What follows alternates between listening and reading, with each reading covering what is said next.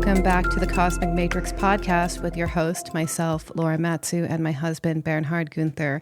And on this episode, we are discussing the astrology of civilization's next turning point, the basket formation, also referred to as Barbault's basket. So today we're going to dive into basically what astrologers have been talking about for decades. It's a very fascinating astrological configuration. We haven't seen it in any time in recent history. And it was a configuration that French astrologer André Barbault called, quote, the most benefic configuration of the century, and even described it as a potential relaunch of civilization, which is a pretty bold claim because if we look around the world today, many people are not experiencing a sense of civilizational renewal. There's a collective sense of uncertainty.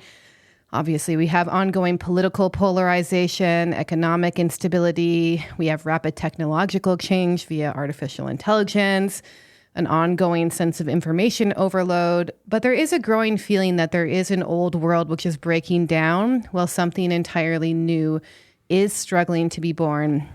So what exactly did Barbault see in this transit, which will be exact this July? Why did he believe that the years ahead could represent a major turning point in human history? This is going to be the discussion of part one of this podcast, where we discuss the basket formation itself, what he said about it, and this rare configuration involving Jupiter, Uranus, Neptune, and Pluto, all emerging out of this Saturn-Neptune conjunction at the 0 point of Aries that we saw this February. So we're going to examine three aspects of the larger historical cycles behind this formation: the Pluto-Uranus cycle and its connection with revolution, technological innovations, and social upheaval. We're going to explore also the Uranus-Neptune cycle and how the seeds planted in the early 1990s through the birth of the internet and consciousness exploration is now entering a new phase of development.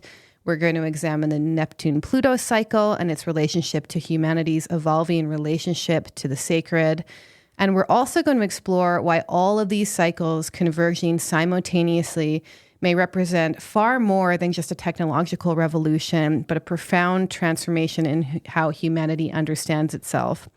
Then in part two, so if you're new to the podcast, we always have a part two for members.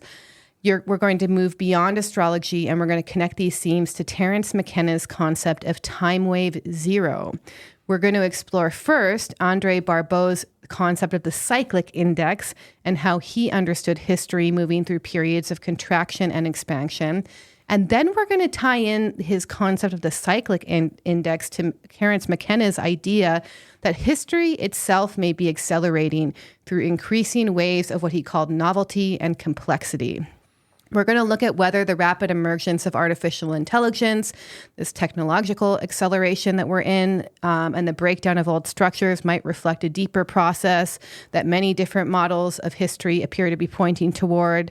And we're also going to explore some more controversial questions emerging from this period, like what does AI represent?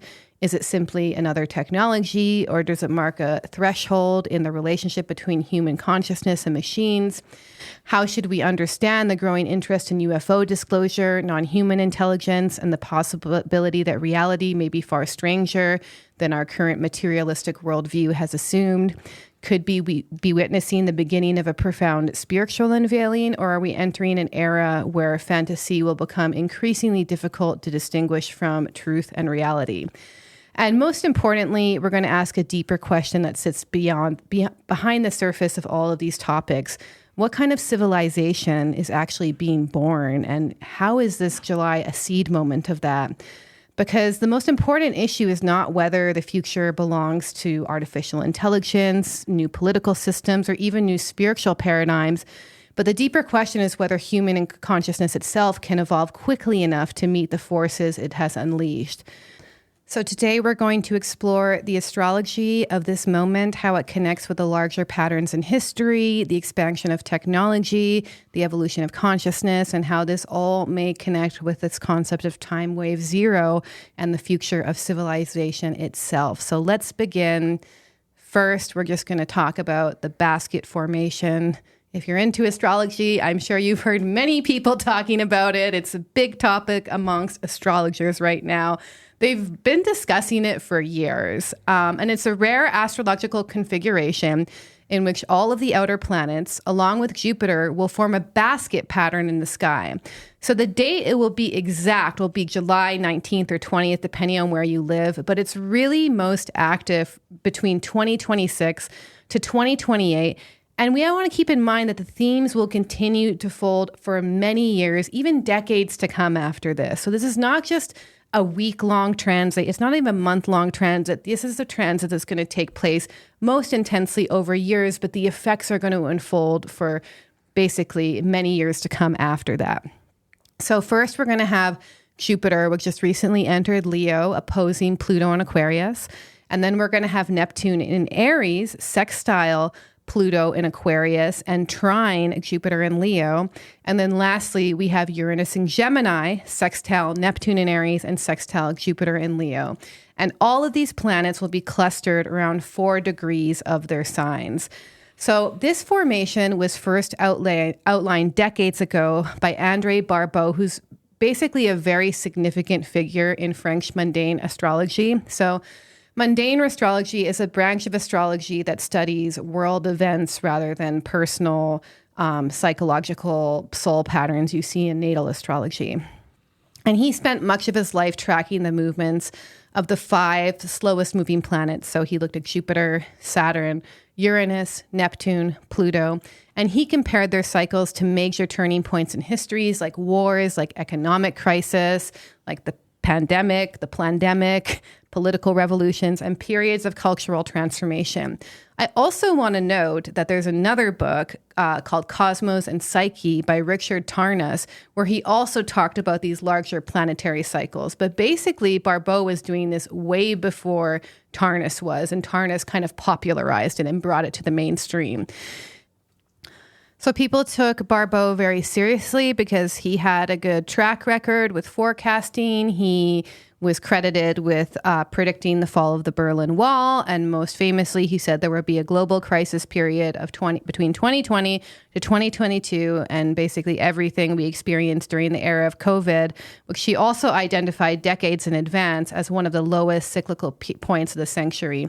Very fascinating. He actually died in 2019, only a few months before his forecast started to unfold. So what did Barbault say about the configuration arriving in 2026? So I actually have this book, and he said it in the Saturn-Neptune chapter of his book called Planetary Cycles. And his is exactly what he wrote. He said, quote, "The next conjunction," which he's referring to Saturn-Neptune conjunction, in 2026 is centrally placed at the beginning of Aries and is in a triangular quartet of planets with a double sextile to a trine between Uranus in Gemini and Pluto in Aquarius. It is the most benefic configuration of the century, and its interplanetary partnership will work for the best in a splendid relaunch of civilization. It contains a harmonious relationship between primordial polar opposites, the coming together of the external and the internal, the rational and spiritual, the mind and soul, human beings surpassing themselves while experiencing life on a higher level. So this is a pretty big statement coming from someone whose life's work basically focused on identifying periods of crisis and upheaval. And he went even further, and in later, I think it's a journal article that he wrote, he suggested that this configuration represented a larger civilizational turning point. And again, in his own words, quote, "The New World civilization, the beginnings of which appeared around the year 2000, is in full flight here.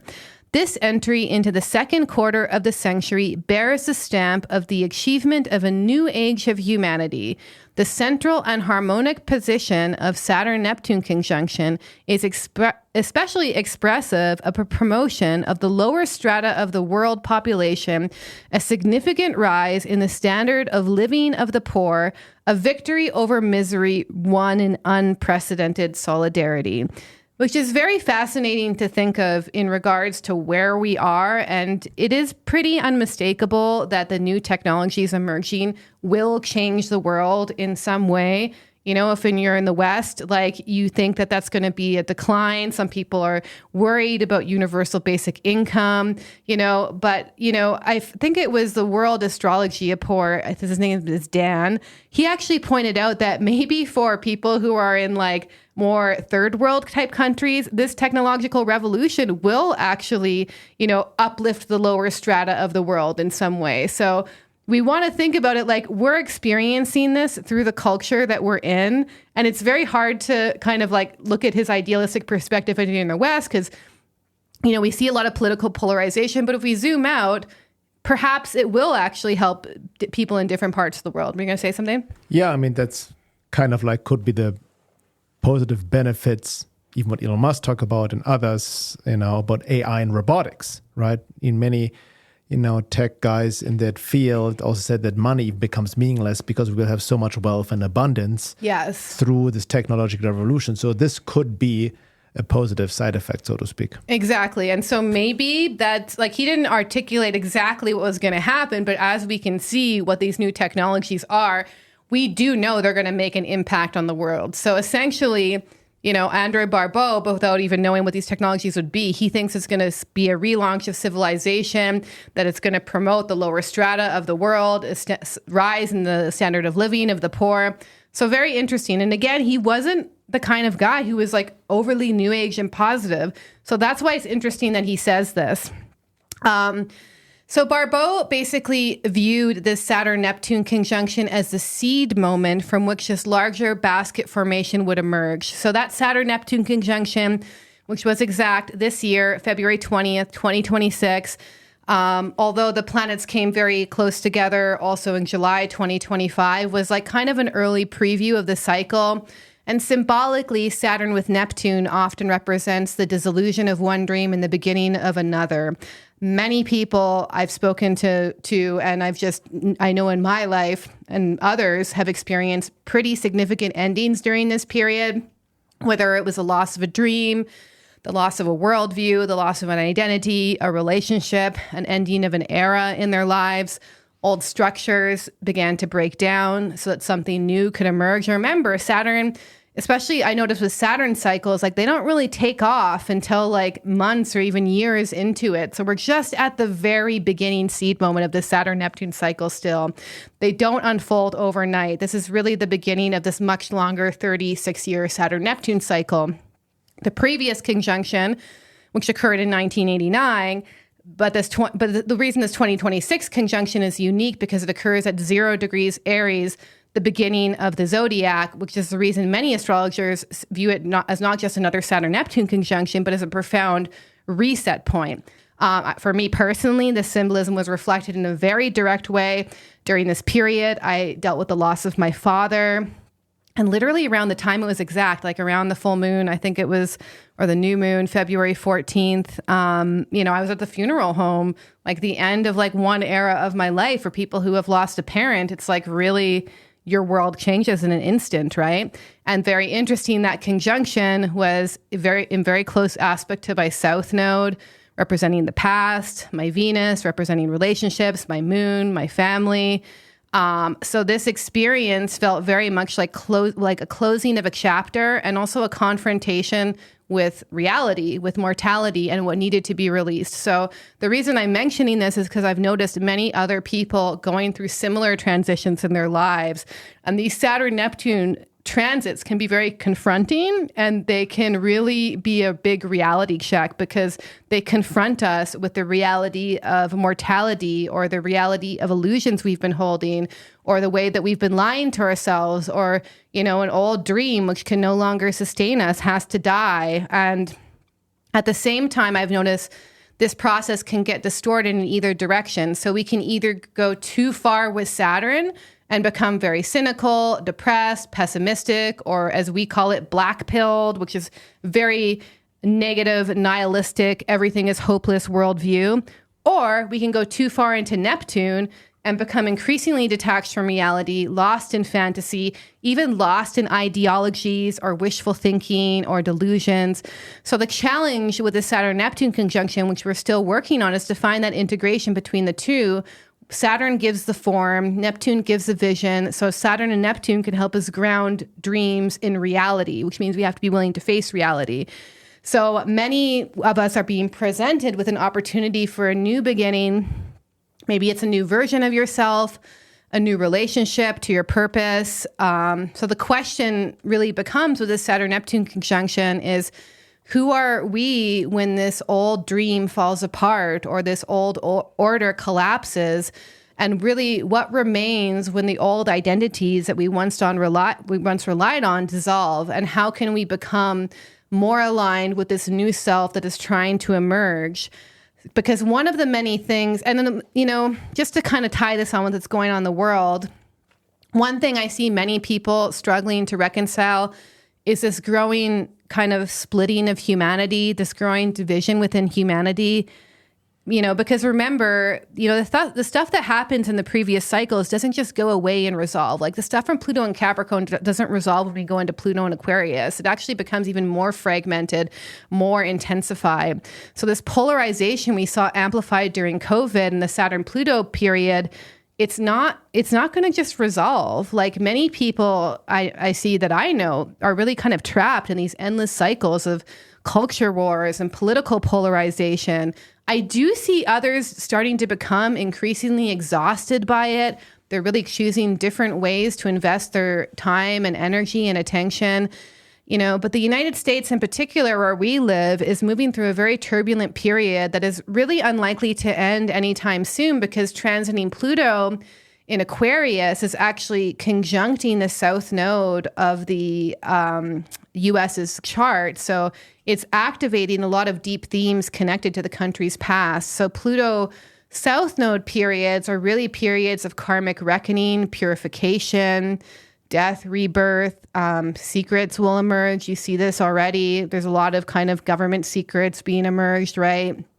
Power structures are challenged. You see this. People are growing increasingly disenfranchised with both the left and the right side of political spectrum. These systems are meant to unravel collectively on a psycho-spiritual level. Pluto periods do present an excellent opportunity for shadow work, but instead of integrating shadow material because of the level of consciousness of humanity, we actually see collective shadow projection. So we see the left projecting evil onto the right projecting evil on the left, and both sides are increasingly convinced that the problem exists entirely outside of themselves.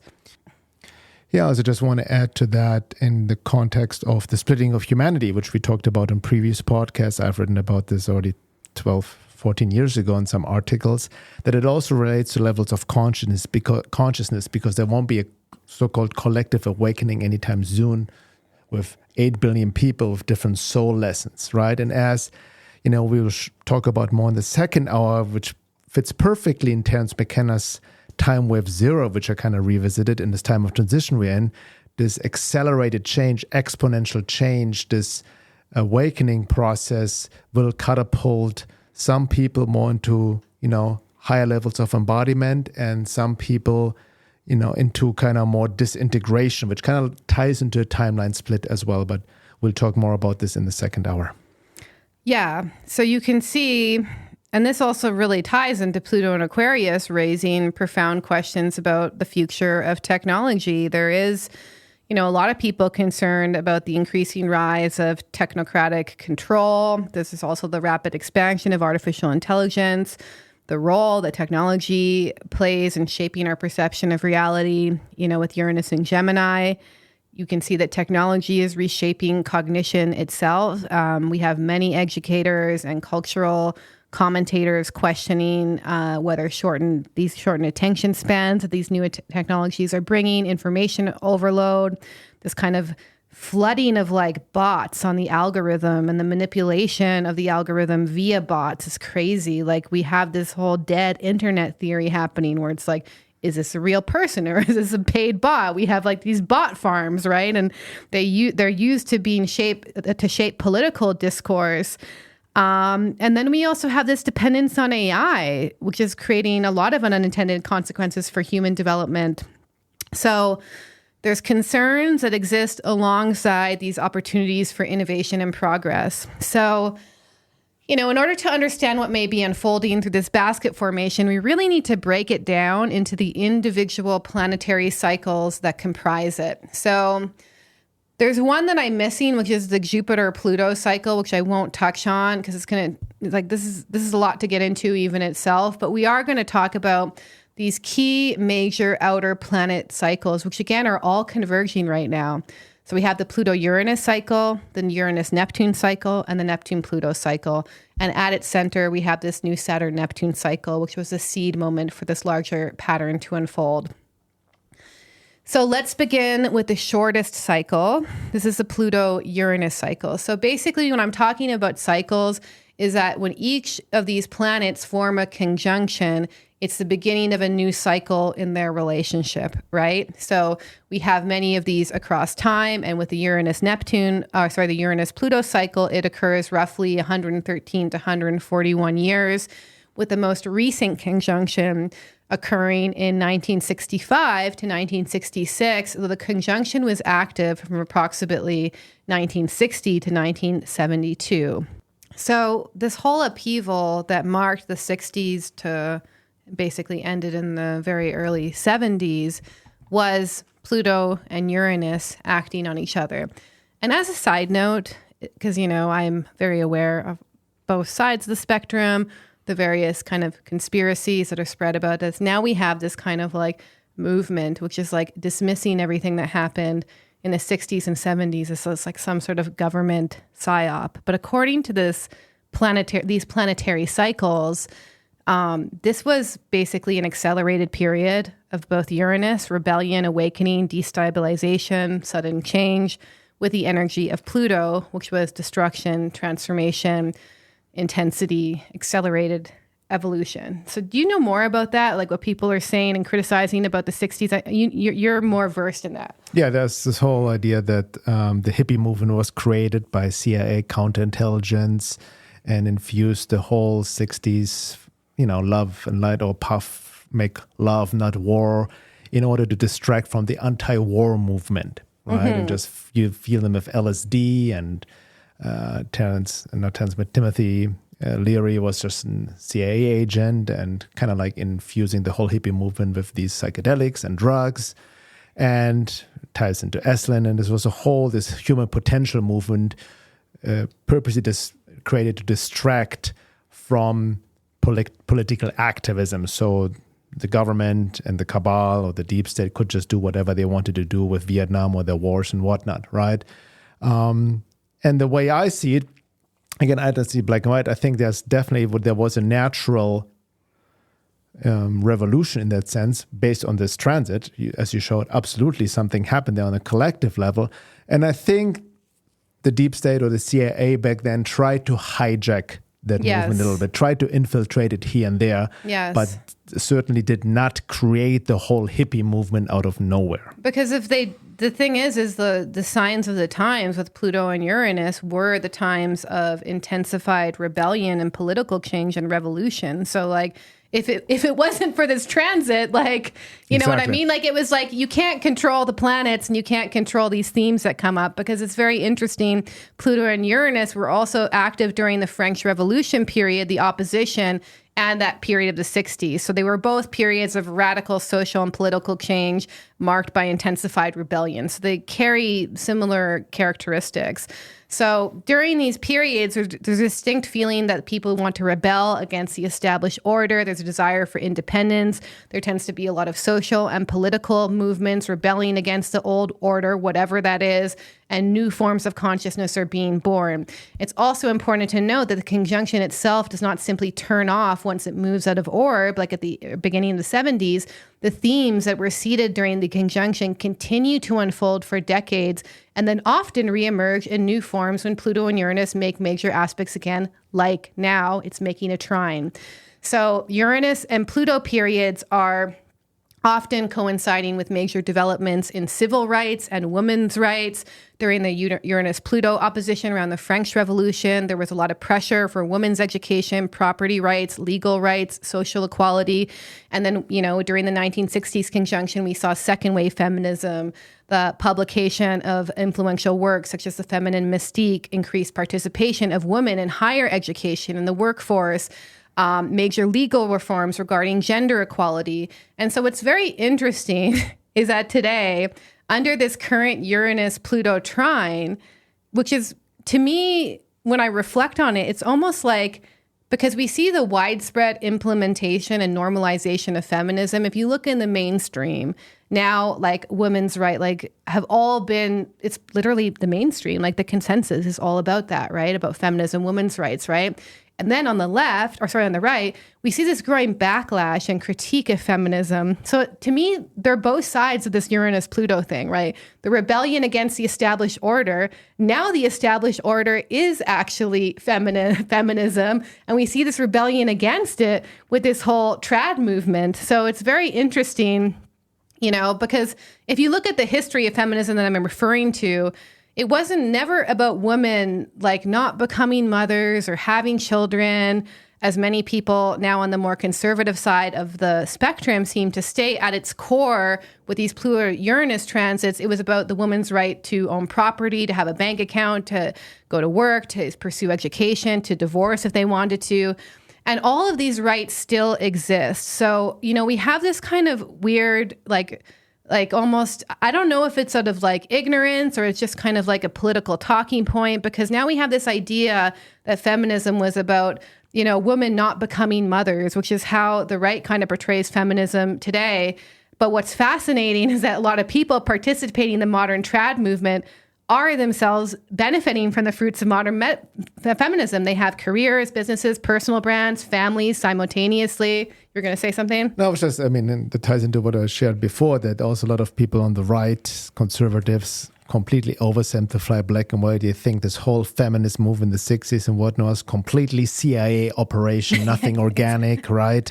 When it's clearly a natural organic evolution in the context of the evolution of consciousness out of this very repressive 40s, 50s, where women literally were not able to be divorced, file for divorce, for example, and many other things. Yeah, exactly. So there was when you even see it from a psychospiritual perspective, even in terms of shadow work, something had to pop, so to speak. And then, yes, with later waves of feminism, we can then see how this has been maybe manipulated, whatever, or women took it to another extreme as well. So like it's always, men. Exactly, always gets polluted, but not everything is a psyop. Yeah, but what's fascinating is that there's a lot of people, and you even saw this, I saw this really interesting like compilation of videos at like a Turning Point event that like Erica Kirk was like a part of, right? And Erica Kirk in itself, besides, I'm not going to get into the whole Charlie Kirk thing, but in herself is an interesting figure, because one of the things she purports is like, get married young, have children, don't have a career, just be a homemaker. But she doesn't do any of that. She had a business. She was older than her husband. She married in her mid-30s.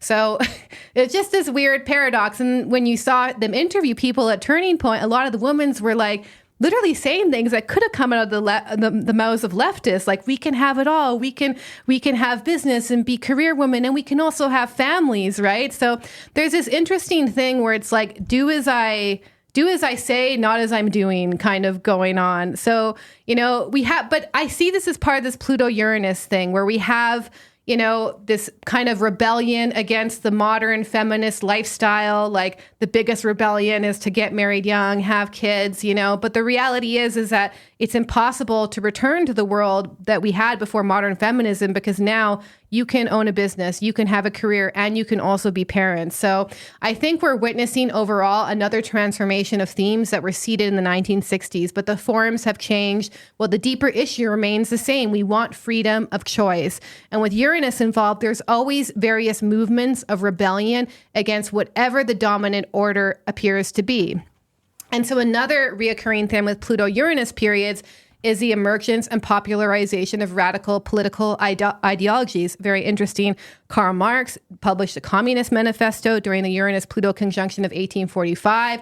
During the 1960s conjunction, we had various activist movements drew heavily from Marxist socialist thought. And today, in response to the rise of political right, again, we see this growing interest in socialism, democratic socialism, the left, most famously through Bernie Sanders, Alexandra Ocasio-Cortez, who's literally a member of the Democratic Socialists of America, the mayor of New York, Zohan Mandami. So, this kind of theme of this kind of socialist theme is an ongoing thing in this Pluto-Uranus thing as well. And then lastly, which is very obvious to most of us, we have this major Pluto-Uranus theme, which is scientific and technological revolution. It happened during the 1960s conjunction when we saw computing entering the mainstream business life. Before, it was only like a specialized scientific machine. And that's when we saw computers beginning to be implemented in the business world. Space exploration was another defining theme. We talked about this on our podcast about the UFO topic. So now we see this whole topic of UFO disclosure happening. To me, a continuation of that theme that was seen in the 1960s. But most of all, we saw these major breakthroughs in technology. So in aviation, in automobiles, radio, motion pictures, computer technology.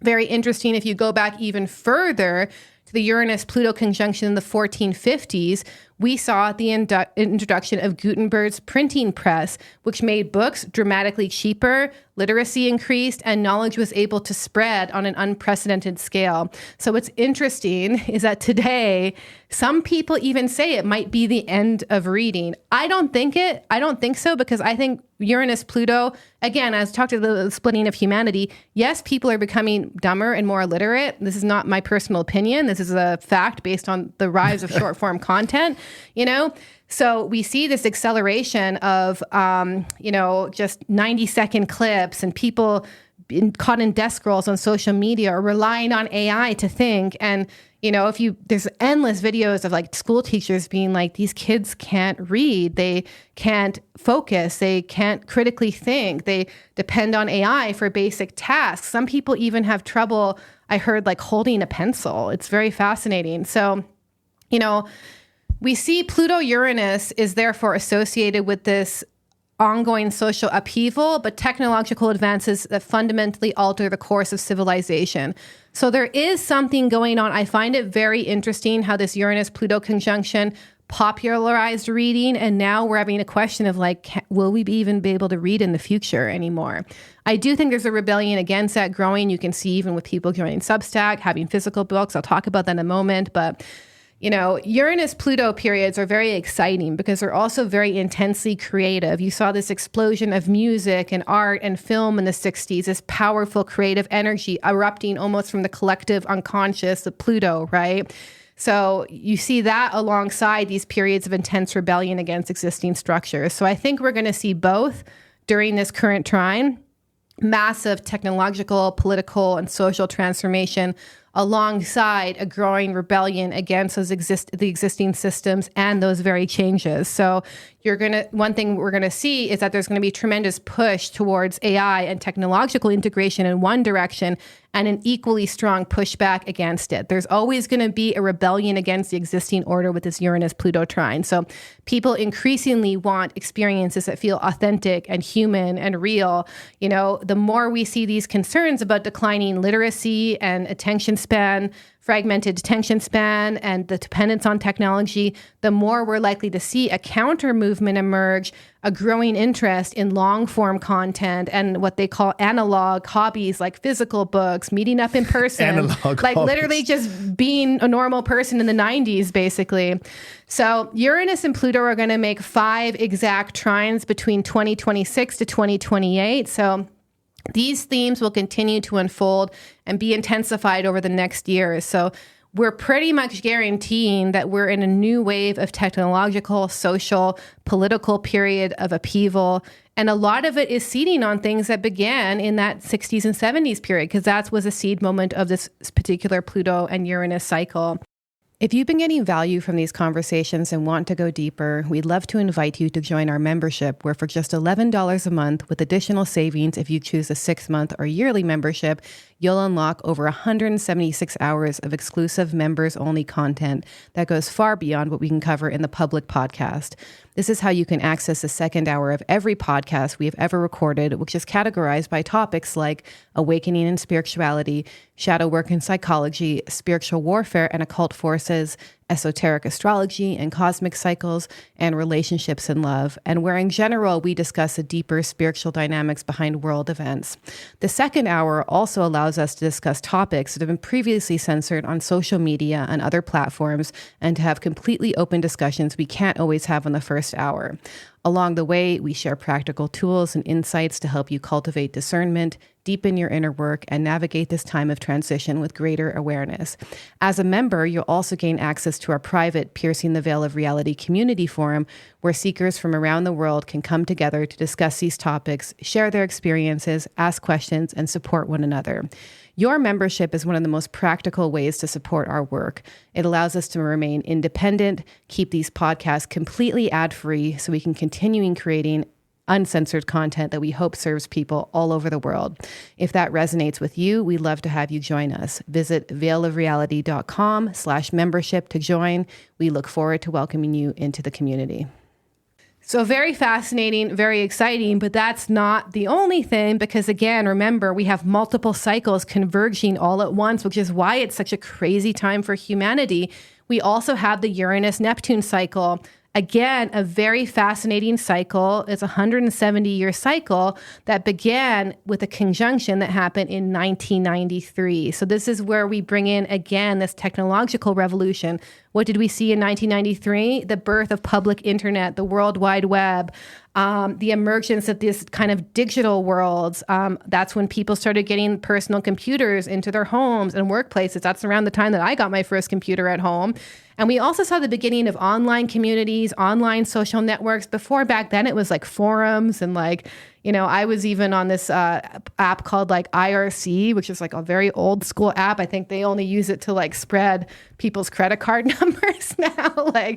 And then interestingly, we also saw, you know, because Neptune relates to spirituality, we saw this growth of the New Age, basically. So an increased interest in astrology and yoga and even channeling, near-death experiences. There was a growing fascination of mysticism and spirituality outside traditional religious structures. We also saw the expansion of psychedelics and kind of consciousness expanding subcultures. Interesting that's when I moved to the US in 1993, and that I was literally that's when I started to get introduced to yoga and meditation, astrology, and I remember even into psychedelics. I had a huge psychonaut phase in the 90s there with psilocybin mushrooms, DMT, and so forth. So interesting. Yeah, exactly. So that was like very much a sign of the times. You were getting involved in this like increased interest in like, you know, the Eastern spiritual traditions and holistic healing. And, you know, it was really also the beginning of a culture that started to become increasingly mediated through screens and the blurring of reality and fantasy, you know, simulation and what's real the lines started to become blurred. And there was a lot of utopia about the internet back then. It's like, this is going to connect humanity. And like, if we have more information, it can like democratize humanity and empower individuals. And the shadow sides of that expression was obviously this escapism through technology, which is getting like so much more intensified. Now you can see that like, now we have this like AI relationships and like people spending their lives on screen and like not having real life relationships and, you know, losing themselves through internet culture and internet, you know, kind of, you know, what's the term I'm thinking of? You know, people who are just chronically online and like getting involved in the internet as if it's reality, right? We also saw this kind of like spiritual bypassing via the New Age, which I think is reaching a whole other level. Now we have this kind of like alien New Age channeling culture, which we talked about. I think this is going to reach another version of its own kind of progression and evolution through humanity. And that's when we really start to see the beginning of digital addiction. So, you know, this Uranus-Neptune conjunction in Capricorn could be summarized as, technology becoming a vehicle for the evolution of consciousness, or the emergence of a globally networked world, or spirituality entering the mainstream culture. And so this current Neptune Uranus sextile is basically the first aspect since that 1993 conjunction. So in this planetary cycle theory, the conjunction was the seed, while the waxing cycle is in the first phase, where the seed begins to take root in the practical form in the world. So there's going to be 5 exact passes of this. One was back in August last year, and then November as well. And then again, we have this July, mid-July. It's going to be on July 15th. It's going to be exact this year, 2026. And it goes all the way, another exact hit in January 2027 and in June 6, 2027. So while we saw this 1993 conjunction being the birth of the internet and digital realities and virtual communities and new forms of spirituality, the sextile will make those possibilities more actionable, more functional, more embodied in the world. So we're going to see this AI becoming integrated into everyday life. Like even this whole thing, like this push towards like the meta glasses is very interesting. Like they want to like have us on the screens all the time, right? And technology can also be used for creativity, for learning, for healing. We're going to see this expansion of digital education, of just like, there's so much information out there. It's pretty much overwhelming. I do think we will see breakthroughs in consciousness research and neuroscience. And, our idea of like, consciousness is going to change.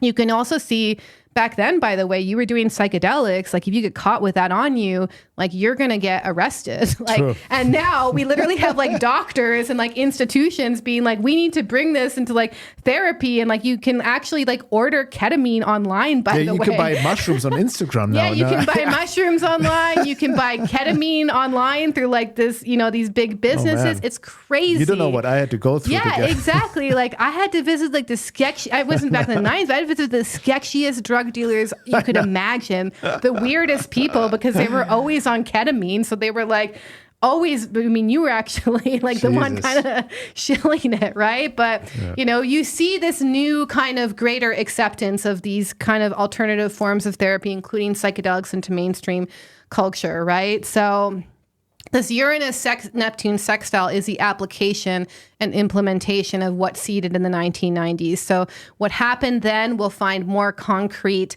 avenues of expression. So, the internet was born under the conjunction. The sextile asked, okay, where is this actually going, right? The spiritual awakening that became popular in the 90s is going to hopefully move into either a more mature or more delusional form. You can go either way with Neptune, right?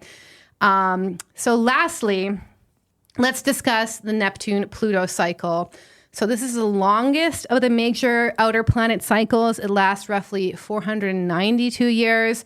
And the current cycle began with a Neptune-Pluto conjunction of 1891 to 1892, which occurred in Gemini.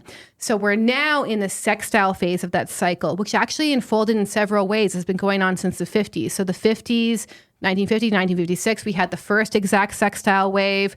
1976 to 1986, the second exact sextile wave, this period where I was born. I actually have this Neptune-Pluto sextile active in my natal chart.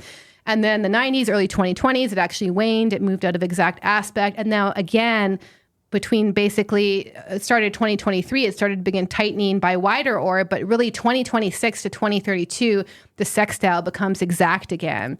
And then after that, it's going to move out of orb. So basically, we have the first exact alignments occurring again this July and then September, followed by a series of exact alignments continuing through 2032.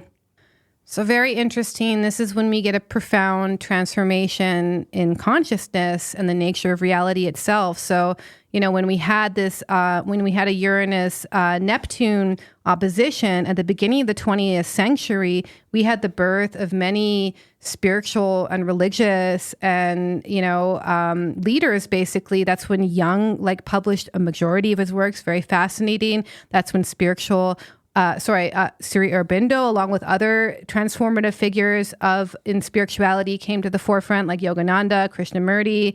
And that's also, by the way, when Rudolf Steiner underwent his own mystical opening as well. So this is a very powerful time for spirituality, remember? But the sextile is like an opportunity. It's not a guaranteed thing. So back then it was an opposition conjunction. It was much more powerful. But there can be very inspiring and transformative moments that can happen. But also, since Pluto is involved, there can be mass delusions, ideological possession, religious fanaticism, even this major kind of conspiracy thinking and other forms of collective hysteria that can become destructive. Because remember, Neptune, Pluto represents a spiritualizing process through confrontation with the underworld, right?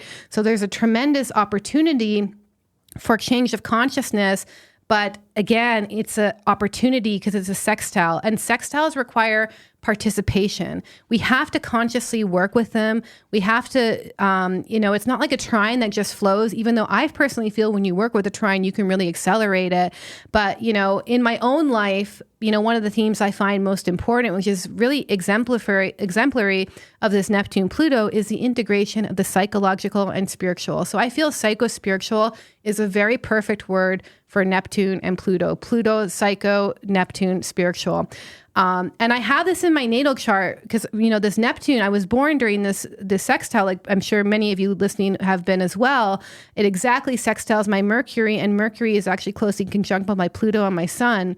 So this combination of psychology and spiritually has been central to our work, to what we put out into the world. And I really feel that this is the opportunity with this Neptune-Pluto sextile, because without psychological work, spirituality and religion can easily become ways of suppressing what is unconscious and wounded within us. We can use our spiritual beliefs to avoid our pain, deny our shadow, and also project what's disowned within ourselves onto someone out there. And this dynamic is what has fueled countless religious conflicts throughout history. And we can see this today in the increasing rise of dogmatic forms of religion and potential religious or holy wars, I think could arise from this. But then again, if we focus on only psychology without spirituality, we explore the depths without connecting to the heights. So we look at our wounds, our traumas, our unconscious, but we never connect this to a larger sense of meaning or relationship to God.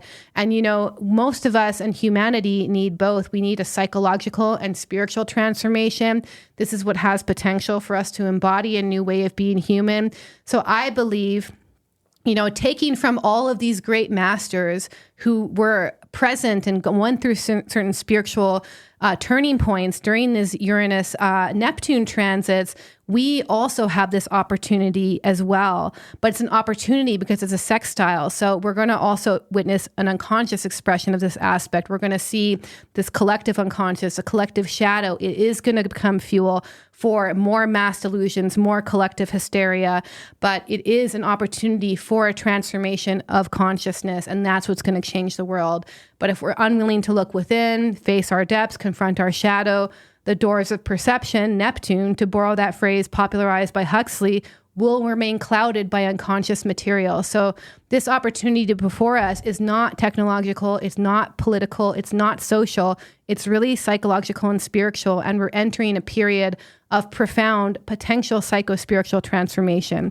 This is not going to be the dominant story of the masses, as Bernhard said about before. We have actually this splitting in consciousness. There's going to be people who are going to get more lost and more disconnected from themselves, especially as technology takes over, but will be an underlying theme for those who are actively engaged in their own evolution of consciousness.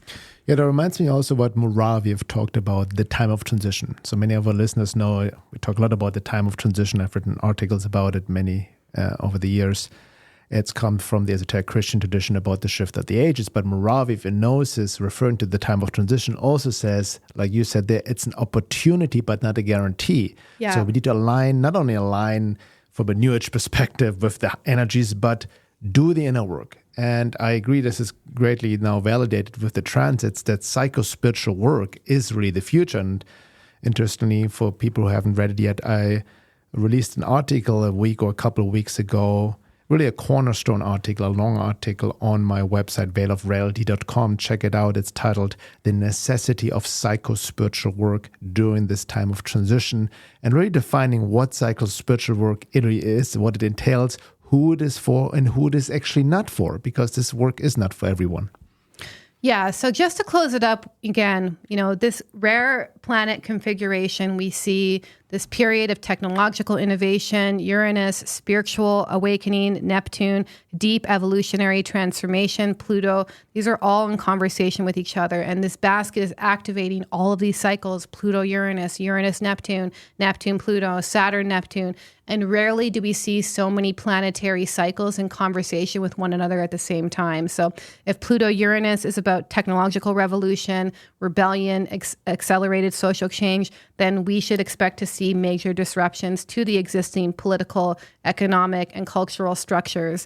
If Uranus-Neptune is about the fusion of technology and spirituality, then we can have new ways of understanding ourselves and the nature of consciousness itself. If Neptune-Pluto is about the psycho-spiritual transformation, our relationship with the sacred, the deeper questions about meaning, the nature of reality, facing the shadow, we have so much unconscious material coming from the collective unconscious, the collective shadow material that's coming up because Pluto is involved in this is immense. You see it, you see that people, at least when I see it, people are really struggling emotionally and psychologically unless they look within and heal themselves. So, and then Saturn Neptune was a seed moment of this, old dreams, old identities, old structures are dissolving while the new world and the new era is still struggling to be born. So taken together, the basket suggests that we are in a massive technological, psychological, spiritual transformation, one that most astrologists cannot find another example of in history.